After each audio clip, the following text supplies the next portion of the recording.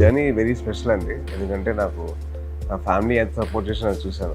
And family పక్కన పెడితే నాకు కళ్యాణ్ గారిది వెరీ స్పెషల్ టు మీ అండి. ఎందుకంటే నాకు ఒక ప్రాపర్ గైడెన్స్, ప్రాపర్ ఛానల్ చూపించారు ఆయన.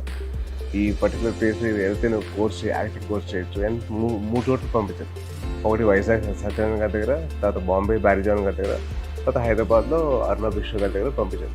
సో ఒక పర్టికులర్ ట్రైనింగ్ అయితే ఇచ్చాను. అండ్ అలాగే నన్ను గైడ్ చేసుకుని వచ్చారు. ఈ పర్టికులర్ మాస్టర్స్ నేర్చుకో, అండ్ అలాగే ఈ పర్టికులర్ డాన్స్ ఫామ్ నేర్చుకో అని చెప్పి నన్ను ప్రాపర్ గైడ్ చేసుకో. అంటే ఆయనకి ఎలాగైతే మిస్ అయిందో ఆ గైడెన్స్, ఆయనకి ఎలాగైతే దొరికిన తర్వాత పెద్దమైన తర్వాత అదే గైడెన్స్ నాకు ఇచ్చారు. So I'm very grateful for the fact. And ఈ 10 yearsలో ఐ లెర్న్డ్ అలాట్ అండి. More than anything the learning experience I have is very very very important for me. చాలా నేర్చుకో how to judge a film, how to make a film అని చెప్పి చాలా వరకు ఇన్నసెంట్గా behave చేసేవాడిని. ఇంత ముందర ఎలా పడితే అలా చేసేవాడిని. ఇప్పుడు కాస్త బాధ్యత and thought of conviction towards doing a film and doing character. మా పెద్దమావయ్య దగ్గర నుంచి డిటర్మినేషన్ అండి.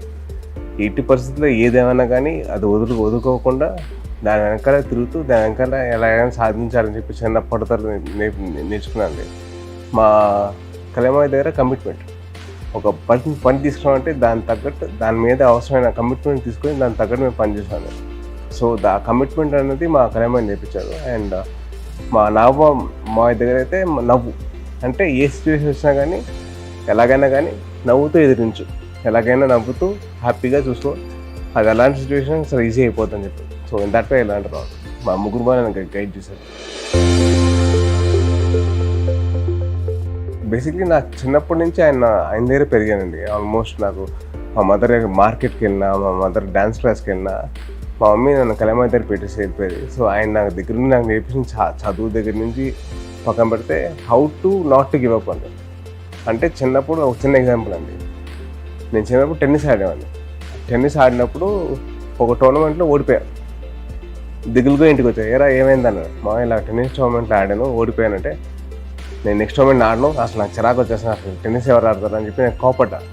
అరే నాన్న అలా కోపడకు, టోర్నమెంట్ ట్రై చేయి, try to give your best, ఏది వచ్చినా కానీ తీసుకో. సో అలాగా సరే అని చెప్పి మావయ్య చెప్తారని చెప్పి సరే అని వెళ్ళిపోయా. వెళ్ళిన తర్వాత టోర్నమెంట్ గెలిచా. పరిగెత్తుకుంటే వెనక్కి వస్తే నన్ను ఎత్తుకొని ముందు పెట్టారు. సో అది మైండ్ ఉండిపోయింది. అంటే నాట్ టు గివ్ అప్, ఎట్టి పరిస్థితుల్లో ఏది వచ్చినా కానీ ఎదుర్కో, సమర్థవంతంగా ఎదుర్కో అండ్ ఎలాగైనా నువ్వు సాధిస్తావు. సో అలాగే నాకు అదే ఇన్సిడెంట్ నేను రీక్రియేట్ చేశాను. మా మావయ్య గెలిచిన తర్వాత నేను అలాగే వెళ్ళి ఎత్తుకొని ముద్దు పెట్టాను. సో అది చిన్నప్పుడు చైల్డ్హుడ్ మెమరీ రీక్రియేషన్ అన్నమాట.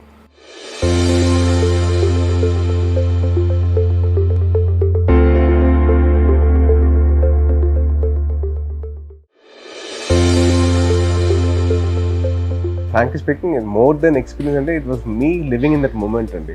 అంటే మా మావయ్యతో కలిసి ఒక 25 days నేను టైం స్పెండ్ చేయగలిగాను ఒక థాట్ నాకు అసలు దానిలోనే ఆనందం అసలు మామూలు లేదు.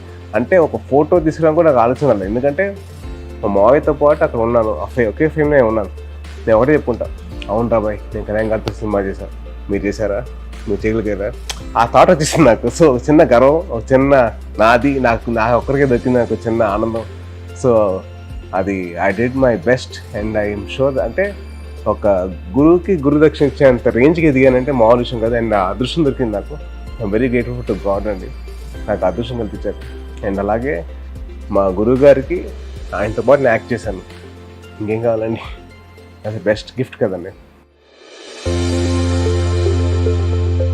చాలా గర్వంగా ఉందండి. అంటే ఆయన ఏవైతే శాఖలు ఆయన ఇచ్చారో ఆయనకి ఇష్టమైన శాఖలు, అంటే పంచాయతీ రాజ్ కానివ్వండి, అలాగే పర్యావరణం కానివ్వండి, అలాగే సైన్స్ అండ్ డెవలప్మెంట్ కానివ్వండి, ఎన్విరాన్మెంట్ కానివ్వండి, ఆయనకి ఇష్టం అనమాట. సో డెఫినెట్లీ అవి ఎంతవరకు ఆయన ప్రేమిస్తారంటే ఆయన చదివే పుస్తకాల్లో కానివ్వండి, ఆయన చేసే పనుల్లో కానివ్వండి, ఇవన్నీ ఇన్కల్కేట్ ఉంటాయి.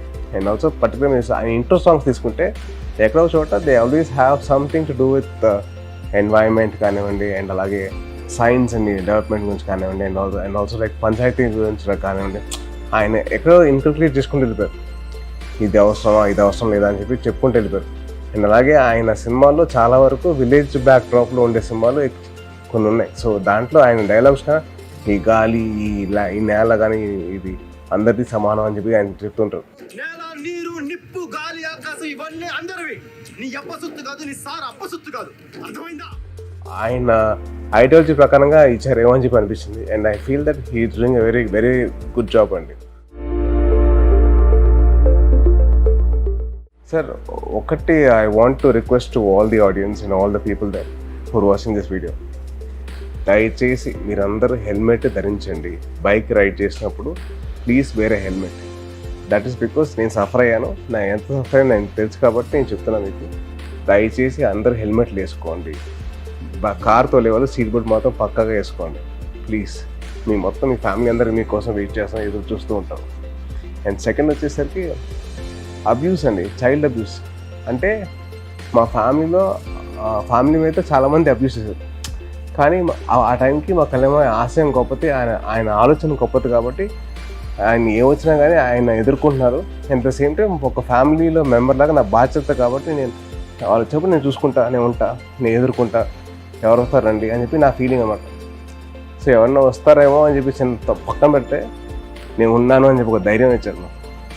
So at the same time చిన్నపిల్లల మీద జోక్లేట్ ఏంటండి, చిన్నపిల్లల మీద అబ్యూస్ చేయడం ఏంటి, ఎంత దారుణంగా ఉంటుంది అంటే ఒక పేరెంట్కి అర్థమవుతుంది ఆ బాధ.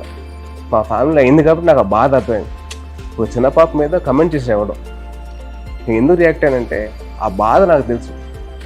24 hours వెయిట్ చేశాను for any womens activist or for any child protection society to react or any channel, media channel to pick up this particular issue and fight. ఎవరు ఒక్కరు కూడా రాలేదండి. అంటే ఏముంది జోకే కదా అని చెప్పి అందరూ అనుకుంటారు, బట్ అన్నిటినీ ఈజీగా చేస్తారు and making it very normalize చేస్తారు జోక్ వేసి. Child abuse is something which is not even a funny thing or a joke. It's a very serious offence and I really want the internet users or the mobile users to actually have the thought of actually being responsible about their words or their actions. అంటే వాళ్ళు ఏది పడితే అది మాట్లాడడం అనేది correct కాదు. చాలా బాధ్యతగా వాళ్ళు వాడాలి నెట్. ట్విట్టర్ కానివ్వండి, ఇన్స్టాగ్రామ్ కానివ్వండి, కమెంట్స్ పెట్టినప్పుడు వాళ్ళు చూసుకోవాలి, ఆలోచించాలి.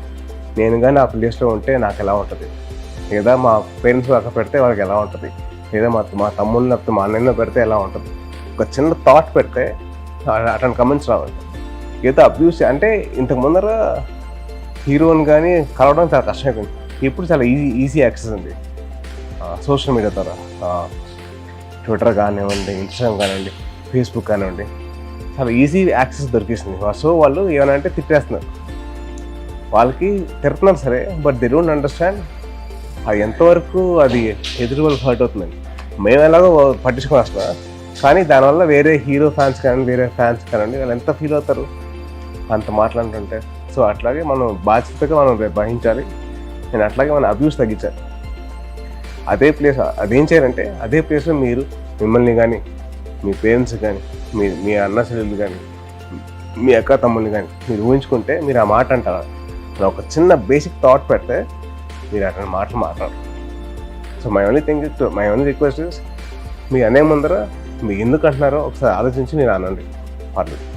బట్ ప్లీజ్ ఎటువంటి హార్ష్ స్టేషన్ తీసుకునేలాగా మమ్మల్ని చేయకండి అండ్ అలాగే పోలీస్ వాళ్ళని తీసుకునేలాగా చేయకండి ప్లీజ్. దయచేసి it's a request from hero to all the fans and to all the movie lovers and to all the audiences, please don't get into abuses.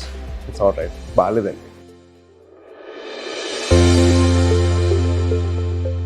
Sir నాకేంటంటే మళ్ళీ start చేసిన journey, మళ్ళీ కొత్త team వచ్చింది, కొత్త cinema చేస్తున్నాం. So definitely audience అందరినీ చాలా మెస్ప్రైజ్ చేయని చెప్పి ఆలోచిస్తున్నాం. సో డెఫినెట్లీ ఒకటి ఏంటంటే వాళ్ళందరూ చాలా గర్వంగా ఫీల్ అయ్యే సినిమా చేస్తాం. తెలుగు సినిమా ప్రేక్షకులందరూ చాలా గర్వంగా ఫీల్ అవుతారు. అది నా ప్రామిస్ అండి ఫర్ షూర్.